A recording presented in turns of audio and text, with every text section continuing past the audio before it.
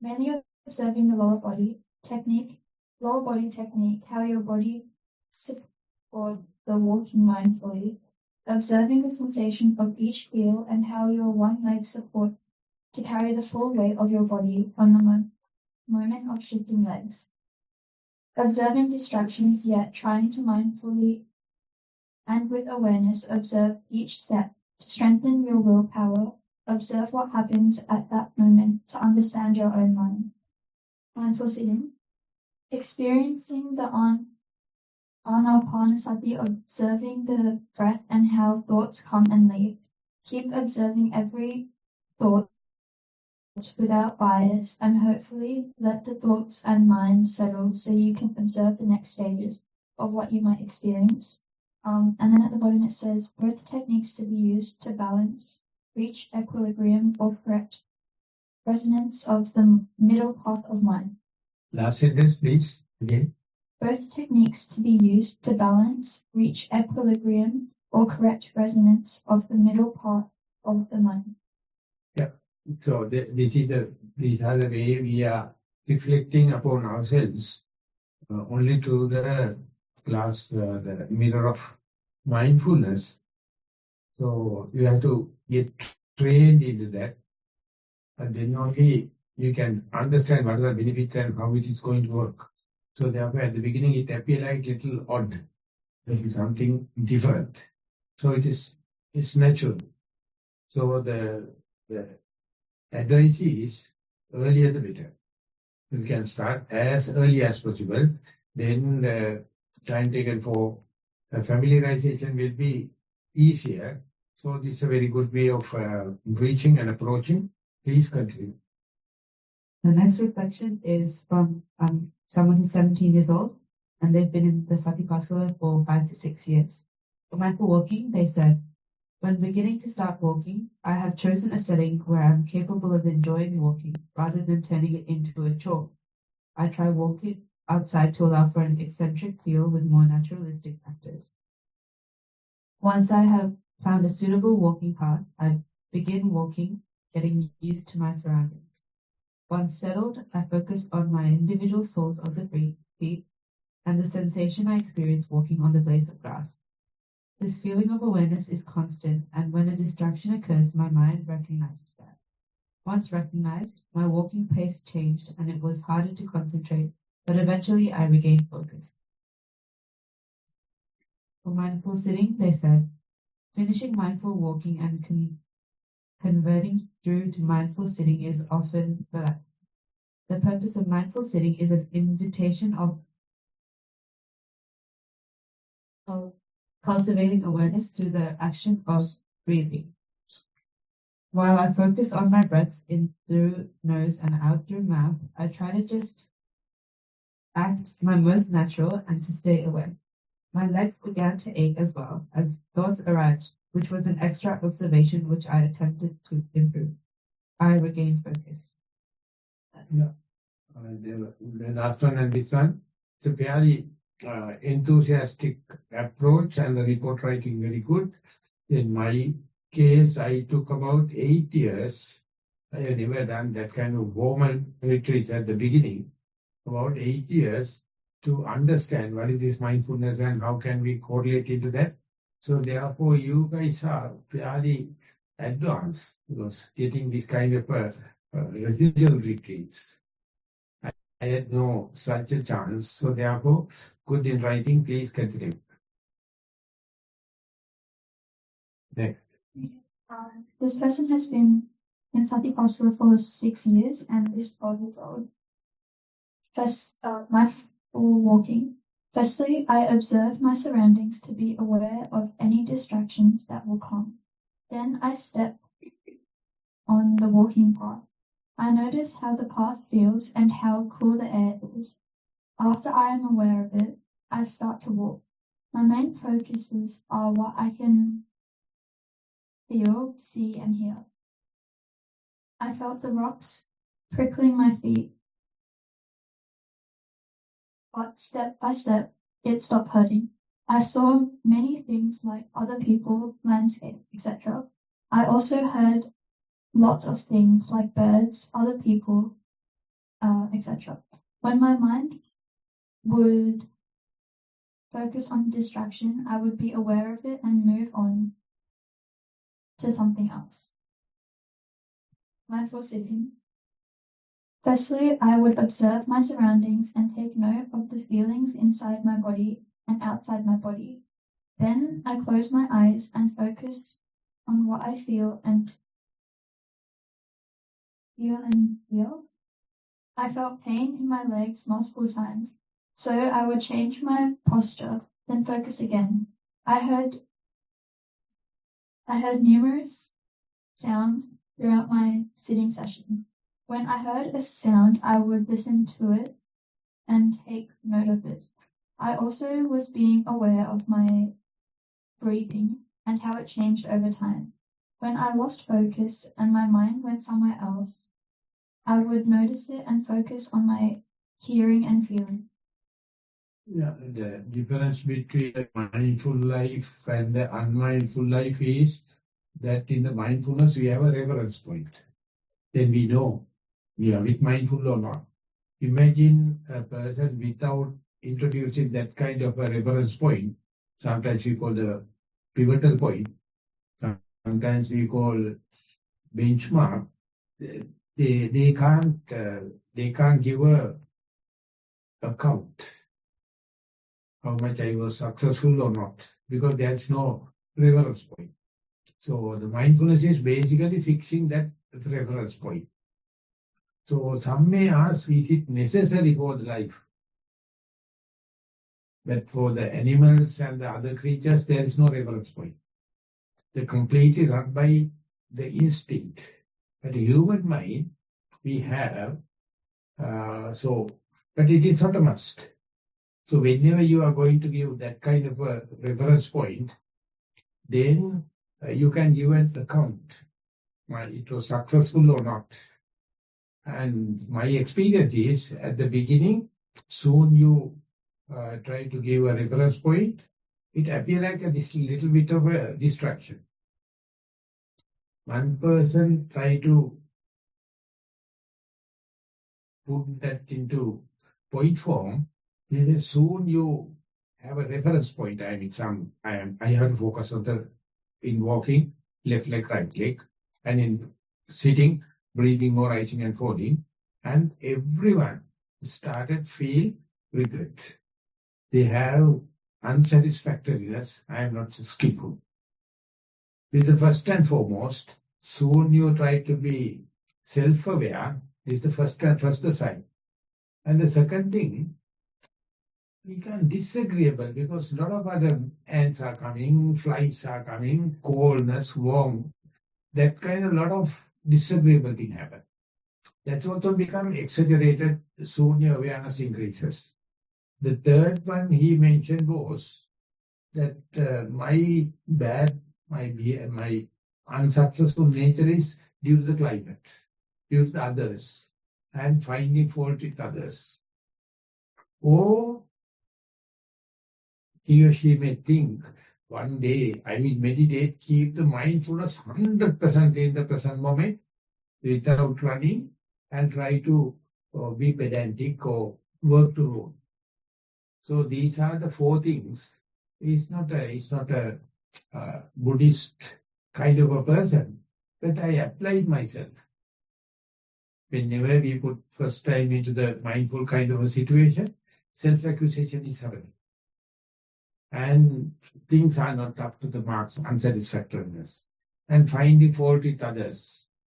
And one day I will practice 100% to be mindful.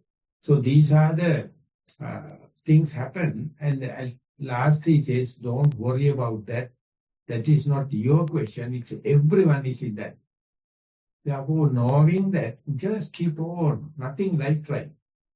After a while only, you will understand if there is no such a pivotal point, then our life is disoriented, disorganized. But you don't feel till you introduce mindfulness. Earlier the better. Now in Sri Lanka, we try to teach meditation for the pregnant woman. to see how it is affecting their baby in the womb. And that's also, there are some results. I think first research also happened in Sri Lanka. So they say that is the earliest possible. And keep on giving a trial and error up to a certain maturity, certain skeleton, certain spinal cord. Then only one day you will understand how lucky I was mindful with the trial and error. So in that sense, all the three have given their enthusiasm, and writing indicates they have done a non-judgmental kind of a perception. Good. We are moving to the next. The next person is 16 and they've been in the Satipasala for 12 years inconsistently. For mindful walking, they said, I was walking along the sand path barefoot, which I felt hard rocks against the sole of my feet. Initially, when I was walking, I was trying to be mindful of the way I placed my foot each step in a motion where I felt the hard rocks first from under my heel to the top of my toes, to then carrying my leg up to the air, shifting my weight onto the other foot, and being aware of the same rocky sensation. I did encounter some distractions, such as flies buzzing around. However, once they went away, I reshifted my mindfulness back onto walking, where I became aware of the cool air and the cold path, which was hidden due to the pain I felt on each step. For mindful sitting, they said, I had more trouble with sitting mindfully due to the tensions and pain I felt in my legs and back. This pain caused me to be unaware of my breathing as I kept shifting positions to find a more comfortable seating posture. However, I was able to observe this pain and accept the fact that it would get better, which allowed me to become mindful of my breathing, as when I inhaled, my stomach expands, and when exhaling, it deflates. I also noticed the tensions on my joints, such as the ankles and knees, when trying to focus on my breathing. The latter part of the report indicates how the sensation in the body. They are always there. But if you are in the past or future, thinking about other people or other place, you don't know. Whenever the mind comes into the body, you see even a tiny changes happen, but everything appears like a nuisance, appears like a disagreeable. So therefore, it is very disadvantageous for the beginners.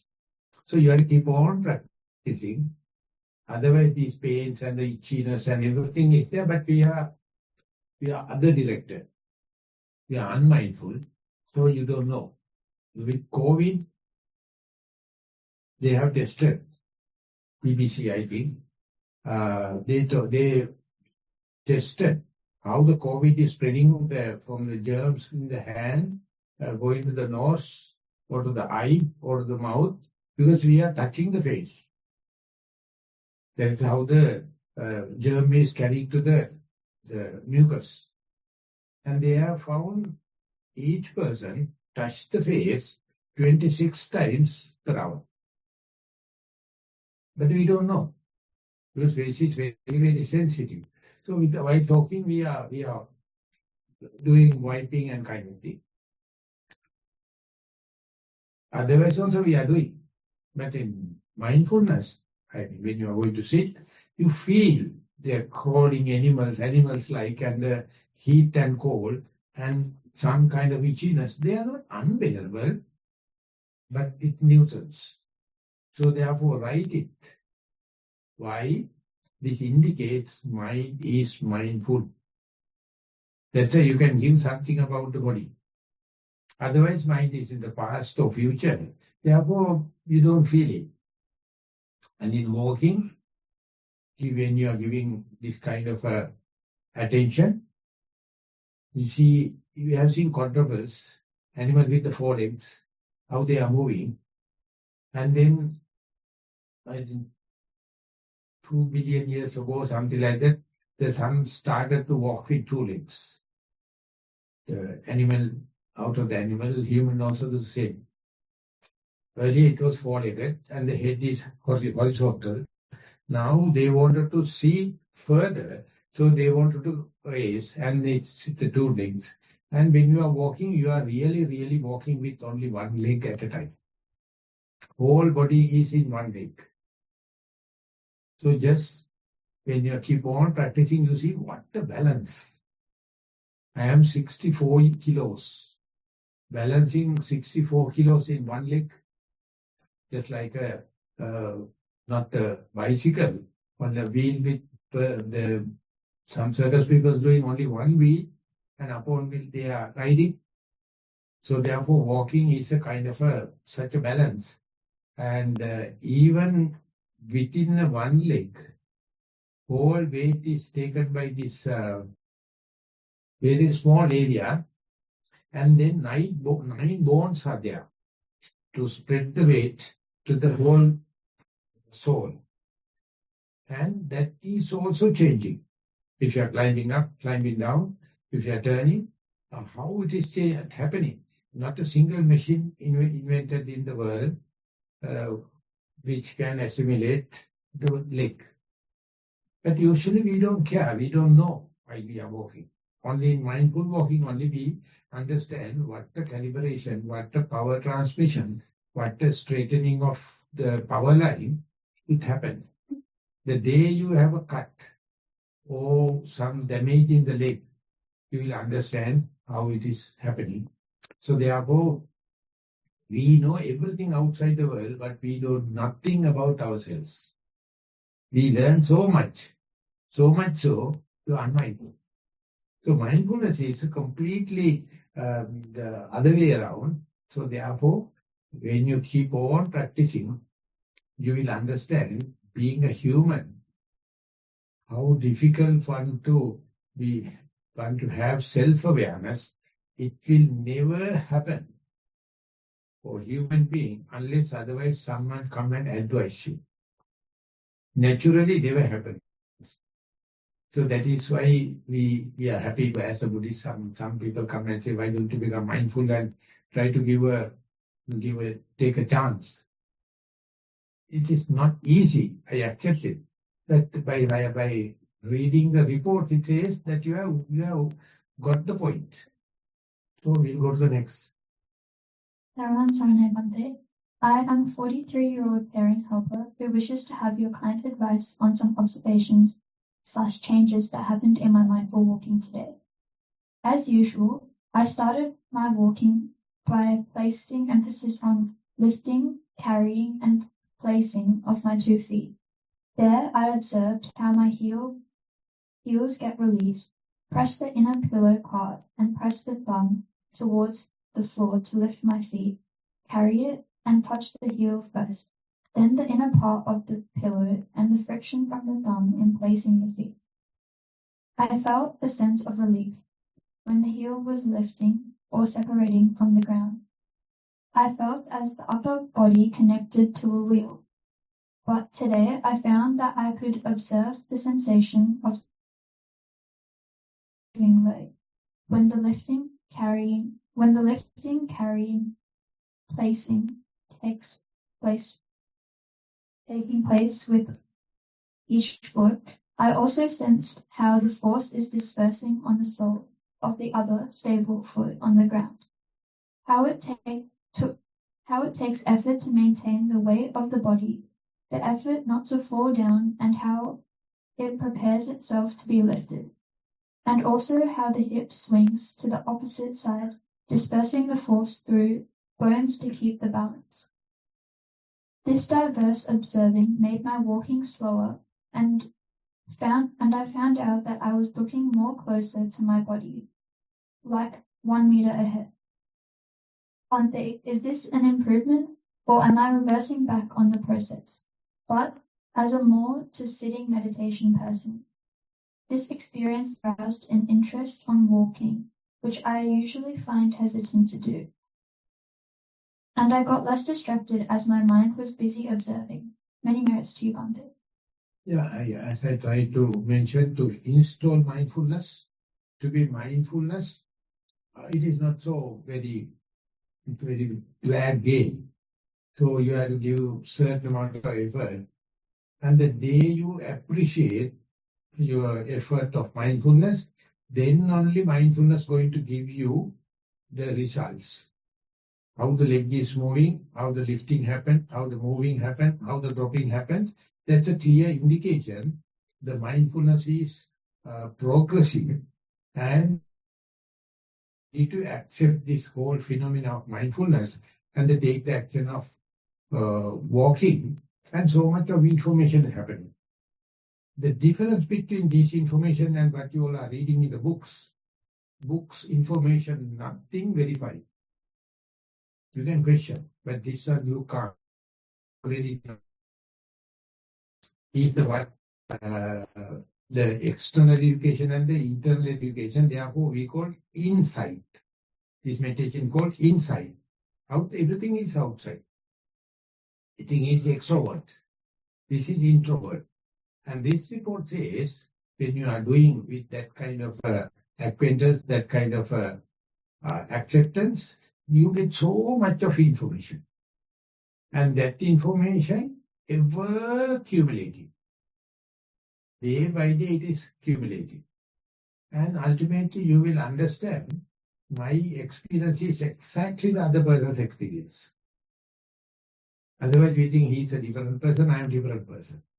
After a certain amount of accumulation of information, walking, sitting, everything, we find that others also, they are practicing the same.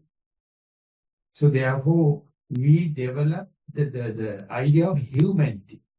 We become just human. I am not superior than him. I am not the inferior than him. These experiences are the same. And it's a universal language. You can share experience with others. And now, for the last 30 years, 40 years, it is little by little increasing. So therefore, there is a very clear indication your mind is ready to accept mindfulness. And under the mindfulness, when things happen, you can report, you can present it. And that's called Dhammajiva. That's called Dhammajiva. So much of information. And the beautiful thing is, for that age is immaterial, your education is immaterial, whether you are rich or poor, immaterial, whether you are a Buddhist or non-Buddhist, immaterial, whether you are a monk or you are a lay person, immaterial. So therefore, our general recommendation is keep a journal. Keep bookkeeping. All the others are external. This is internal.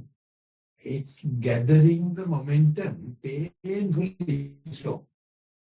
It is not personal. It is not your own personal mistake. This is the human mind. So therefore, try to keep practicing with that preparedness and gathering tiny information.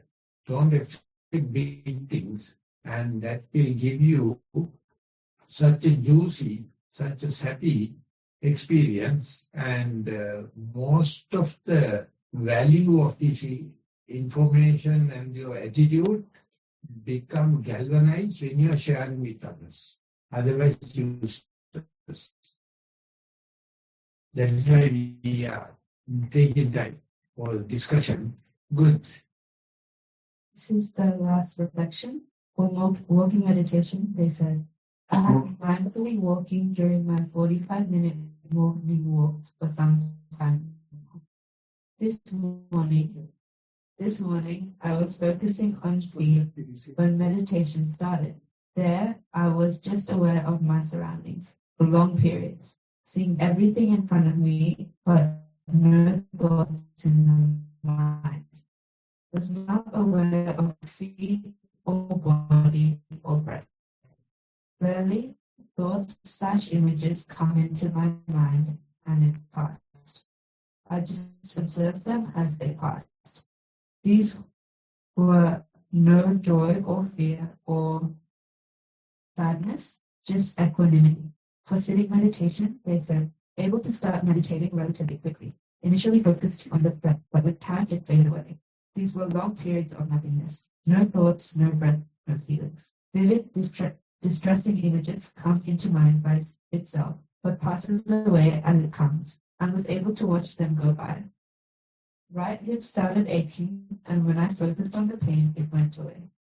So there's a universal observation. If you look at one thing and look for longer time, the attraction of that particular object will be disappeared. That's why we are always changing objects. We are changing visuals. We are changing hearing things.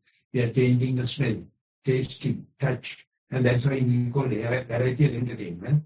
The opposite is look at something, if possible, keep on observing. So as far as the in-breath and out-breath is concerned, if we take it as an example, at the beginning you find in-breath is completely opposite of out-breath. It's like a black and white difference.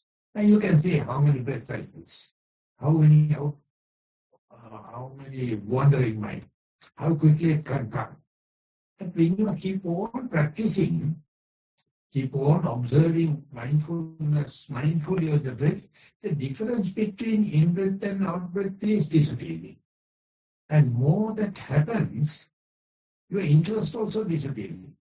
Because your mind is always expecting dramatic phenomenal changes. But earlier it was, yes, it was up and down. But now, long observation that disappearing, and when that disappears, mind becomes disinterested. But very difficult for the mind itself to understand this kind of disinterest.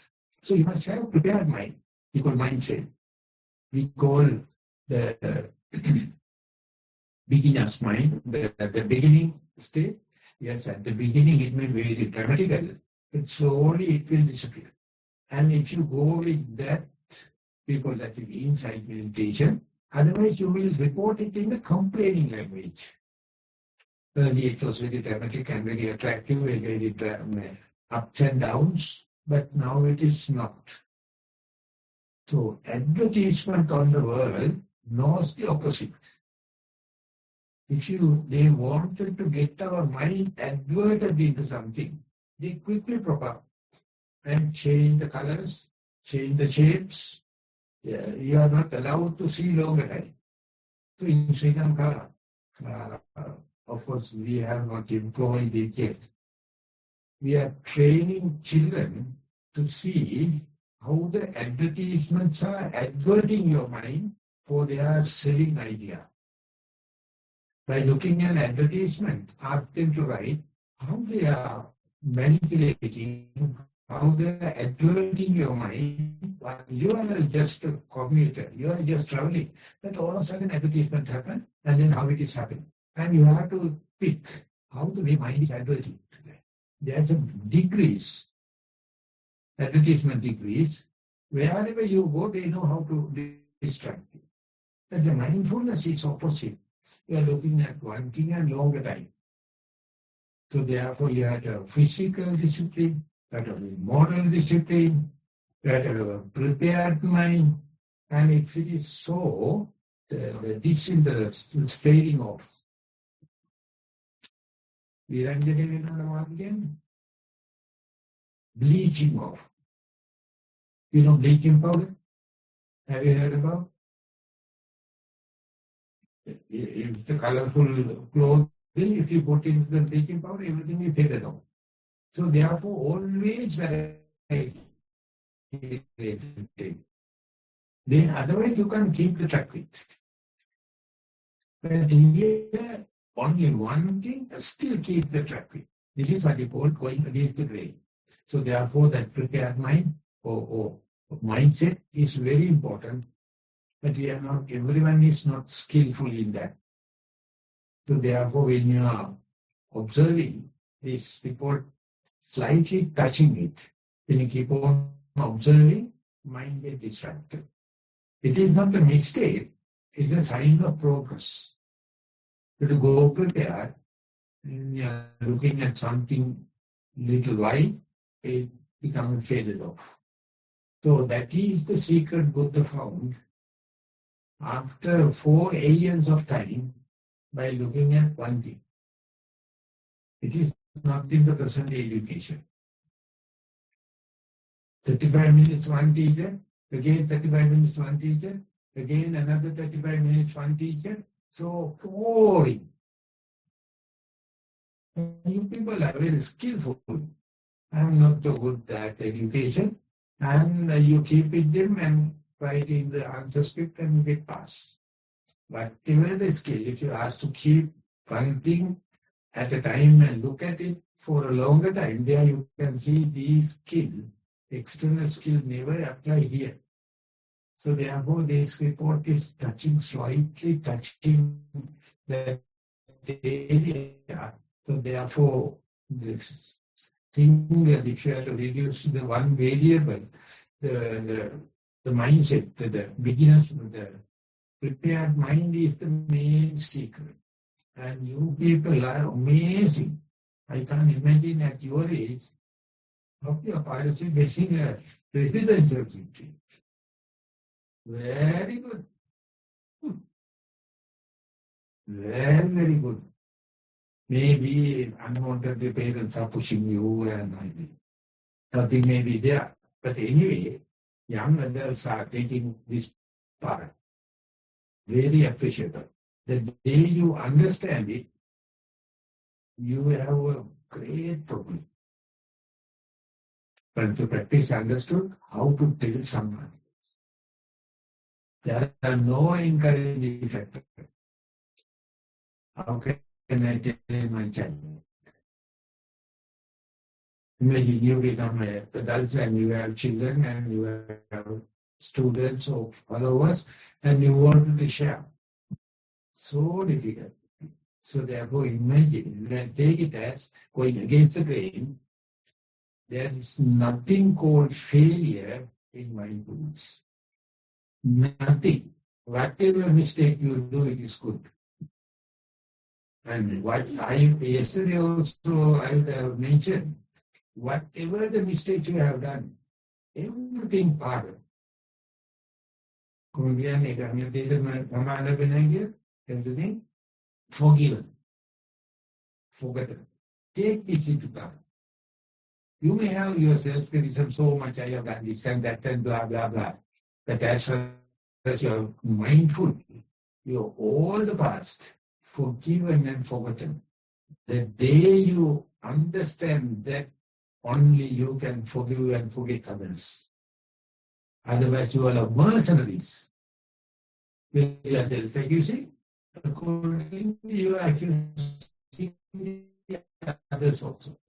But mindfulness, you have fair chance, fresh chance, and let them have things as it is, without judgment, without liking, without sadness, without encouragement.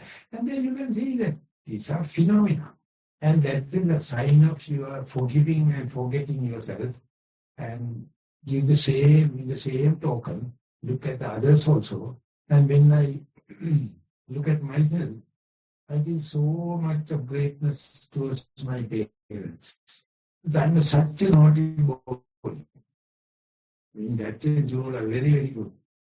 The very little I know, maybe in some area you are a specialist, but forgiven and forgotten.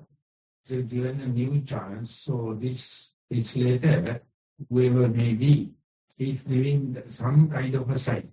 Good. We are moving. Okay, we had a few questions.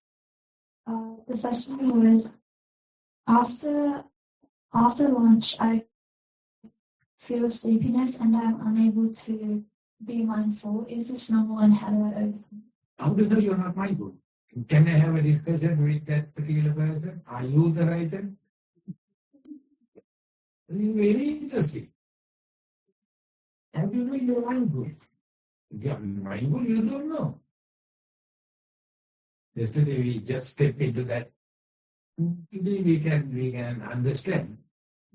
Unmindfulness is so beautiful. It's like hilarious. It's a joke. You set examples, I try to be mindful, and most of the time you are not mindful. It is true. That's the question. Is true. Yes, it's yes. But sharing it, it's so humble. Please listen to me. The unmindfulness sharing, so make you humble, so make you beginner's mind. These are the greatest golden principles necessary for the mindfulness to grow. When you are teaching someone, don't expect the perfection. Don't expect the pedantic word. So mistakes happen. And we call trial and error system. So it is natural, but not only that, it's very hilarious. It's very fun. It is make you very humble, make you very beginner's mind. Don't forget these characters, even if you become an you can. Still they can share their mistakes and kind of thing. So it's quite tangible. But I'm very happy if someone is coming to have a dialogue and cross-questioning. But if it is not so, I know it is my mistake, we are moving. So it's just like every time I try to meditate after lunch, it automatically happens. Like I can feel that I'm getting lethargic, and then I can feel that the mind is floating more, and then I can feel sleepiness, and then it's very no less energy. Is it a product of mindfulness, or it's a what else? Yeah. No. Don't go to take the discussion to the after 2 hours. Just take the burning point. You know you are lethargic. Lack of energy to cut into the unconscious. It's called you are digging a tunnel to go into the unconscious. You are going into the unknown. That's a part we have forgotten in our education. Sigmund Freud wrote it in 1918. When you become self-aware, there are a lot of black holes, a lot of unknown things, not the mindfulness. And then he told that is the point where we had our bad experience in our past life or younger life, and it has some influence the future. So therefore, that particular person must go into that and experience it and build upon that together with the counselor. And that's how the mesmerism started, or hypnotism, and counseling started, and the free association started. And then it's a kind of a healing. We call psychological wounds coming out. So go prepare. Go prepare. So the lethargic nature. So world is full of energy and lethargy. We only love energy. No lethargy. And we are very happy with the awakened mind. But what about the sleepiness? It's the other side of the awakened mind. And you find the lack of energy. So how can you keep the energy always at the upper level? How can we expect for someone to have only the good part, that's a pleasure principle? Mindfulness is humbly accepted. And not only that, to write and given it to an audience, what a blessing. It's a free association, it's a catharsis. It's a how do you call counseling. And here you are the counselor, you are the patient, mindfulness is the answer.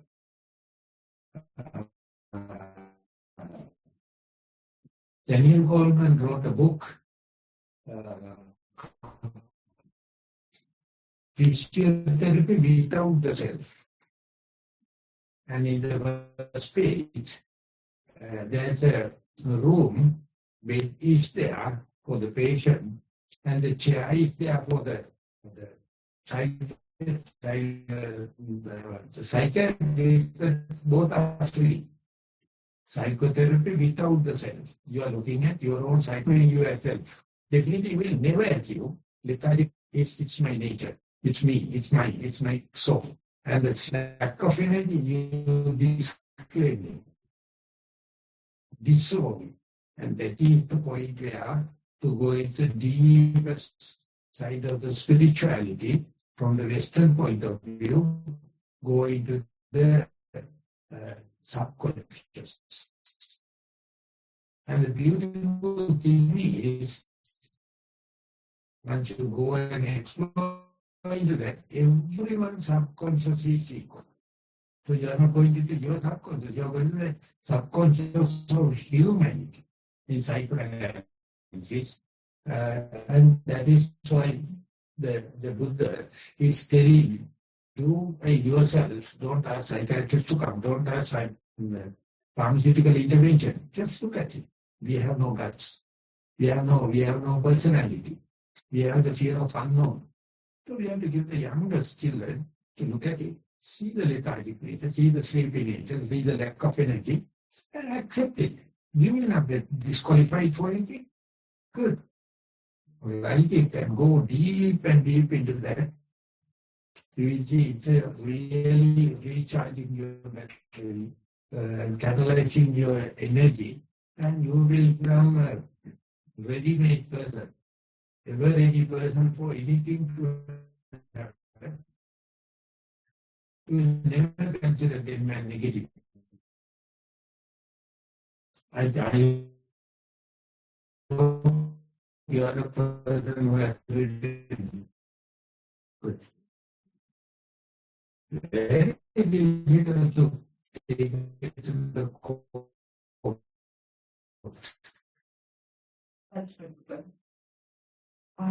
Afterwards, we had a discussion on choiceless awareness, and then we had the question, does choiceless awareness translate to inaction? And that brought upon another question. Does taking emotions out of your actions make you any less human? Yeah, choiceless awareness leading to inaction. I don't be vigilant. Very big diligent. Yes, it's very selfish. I don't think you can help others rather than this. That is not accepted. So we had a discussion. So I come here, and the other team went to the discussion with the education ministry, new government and kind. They say that the mindful people are very, very selfish. It's a flat rate complaint to the Theravada tradition. My family members says I am the highest educated person in the family. Then I go to the forest and I meditate. I try to be enlightened alone. It's very unfair. But it's not so.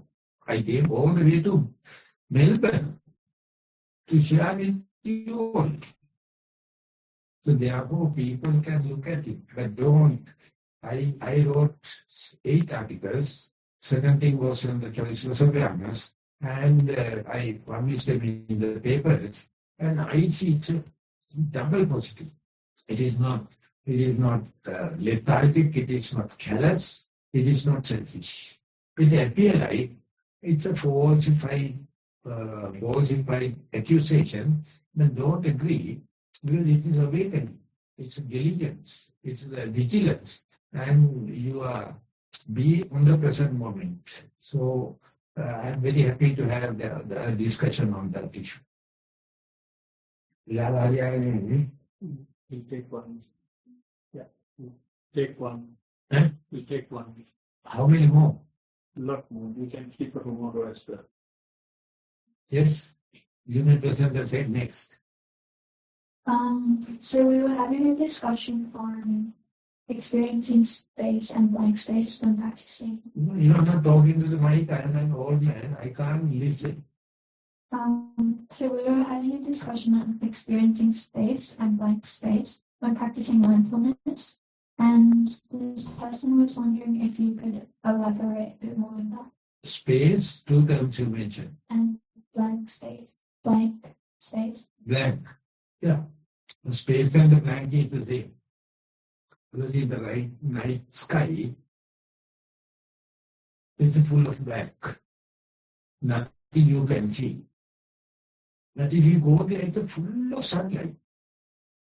We can't see. There's nothing to reflect. If anything goes to the space odyssey, it is bright. If it hit the light rays and give you an indication there's a substance. Otherwise it's full of darkness. But it appears like dark, but it's full of light. I hope I am making the point. So looking at the darkness, even the mind says it is dark. The darkness is in full bright light, ocean of light. To understand, you have to have a matter, you have to have a substance, then only reflection happens. So therefore, when the mind becomes fully mindful, it may say it's completely dark, or you may say it is full of light. It depends upon you. Buddha says, whether you're mindful or not, your mind is so bright. But if you are not looking at from that viewpoint, you feel I am disadvantaged, I am weak, and I am this and that. So therefore, nothingness is complete contentment. Complete dark means it's a full of light. So wait little you develop and you may understand how these things are. We have scripts in our mind. According to only we can look at it. The best example is the night sky. And today is a no moon day. And night sky, only the stars are. Imagine there's a cloud. Nothing. But the sun is there. Light is full of the sky. We can't see it. It is not a mistake. Light rays. And therefore you have to look at it from the different perspectives. And don't rush into a decision on that. Keep on practicing. You will see something topsy-turvy. Something ups and downs. And slowly let it happen. Don't rush with the abstract knowledge. And you all are in the correct path. Advancing or stopping. So we had to go to the Uposatha day, that is full moon day, we are monks are gathering. So therefore, we are going to stop the session at that level. Thank you very much for the participation.